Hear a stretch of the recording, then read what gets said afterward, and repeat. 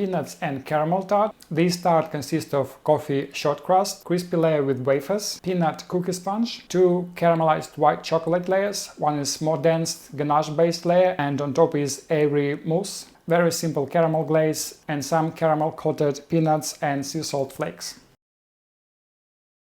Now I'm going to make a crispy layer for the tart. That would be a foundation for my cookie sponge that I'm going to assemble on top of that. Just a few ingredients and very simple method. I've got here crunchy peanut butter, unsalted butter, and some caramelized white chocolate that I'm going to melt in a saucepan. Then I'm going just to mix my sea salt flakes and foo it in. This is basically a crushed wafers, and if you cannot find it, you can substitute with any breakfast cereal. As an option, you can substitute this with cornflakes. Just blitz it roughly in a food processor.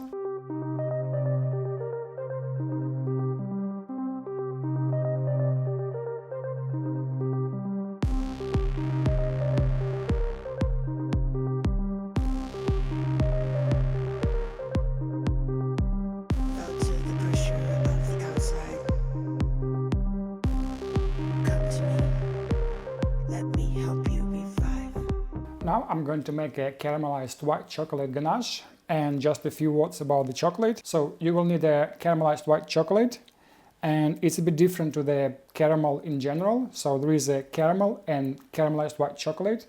Caramel, you are caramelizing sugar, so you get this bitterness from sugar when it's cooked. With the chocolate, it's a bit different because it's basically white chocolate that was baked to a certain degree that milk solids were baked. In that case, we get this color and we have more nutty, round, very smooth and nice profile. So that's the difference between the caramel and caramelized white chocolate. Obviously, if you have access to the professional caramelized chocolate, you can choose that one. But again, there is nothing wrong to use a chocolate from the grocery. The only thing that you need to pay attention when you choose caramelized chocolate, or basically any chocolate in the grocery, it's ingredients.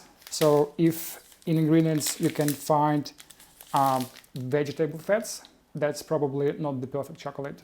It should be just a cocoa butter.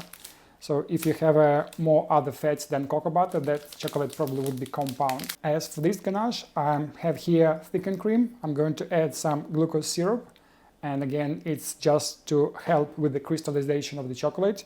You can substitute it with honey, or if you don't have any of that, you can just skip it, but again it helps for the texture. Bring it to the steamer, add the chocolate and just mix it until it's fully incorporated. Then I'm going to pour on top of my tart.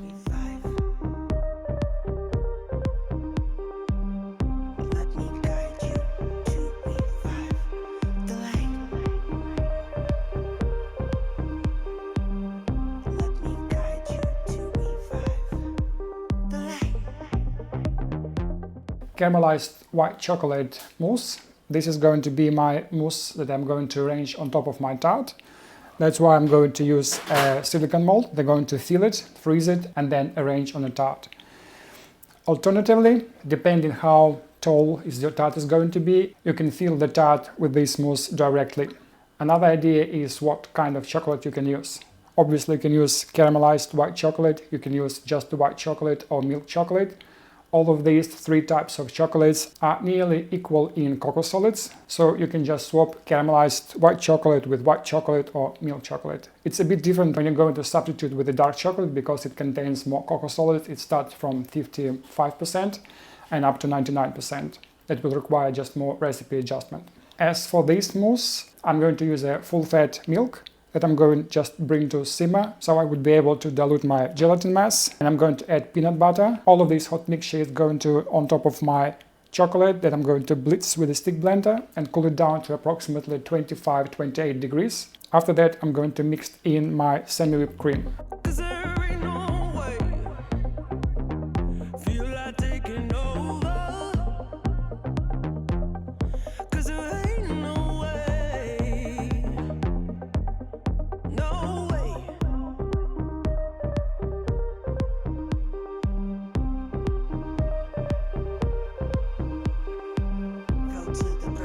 Caramel glaze recipe. This is one more type of glaze that you can use for your entremet cake or on the frozen decorative elements for your tart. Recipes for the previous 3 glazes you will find in the description.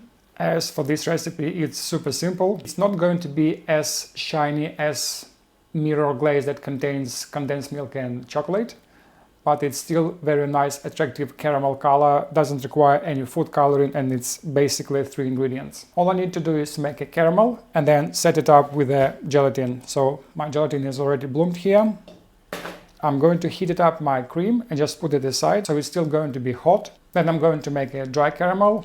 Here I have a small amount of sugar because I'm making a small batch. If you're making a larger batch, you need to add sugar in 2, 3 or 4 additions. As soon as your first part of sugar that you've added to the pot start to melt, just add more and mix it in so sugar cooks properly, and cook it until nice amber color. Always use a tall jug for the caramel, because when you're going to pour the hot cream, the bubbles will go up quite high. Even for the small amount, I prefer to use as tall jug as it possible.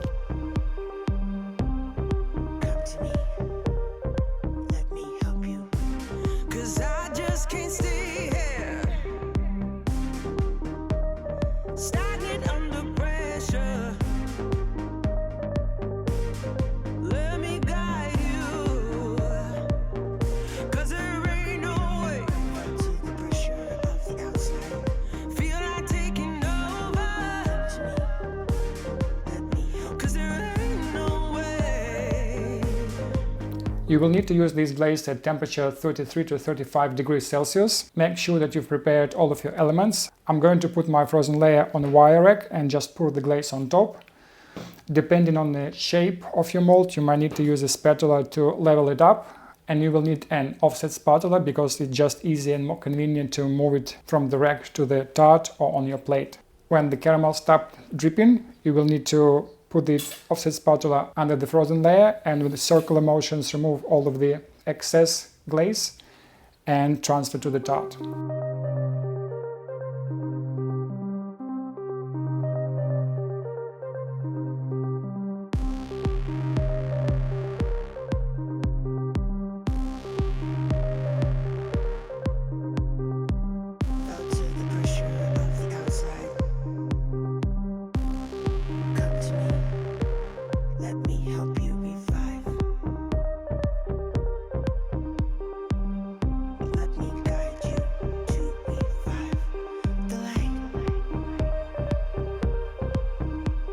The decoration for this tart is going to be quite minimalistic, so basically I'm just going to caramelize some peanuts. I've got just a little bit of water in my pot and I'm going to add sugar, cook it to 116 degrees Celsius. Then I'm going to add my peanuts and mix it until the sugar fully coated the nuts.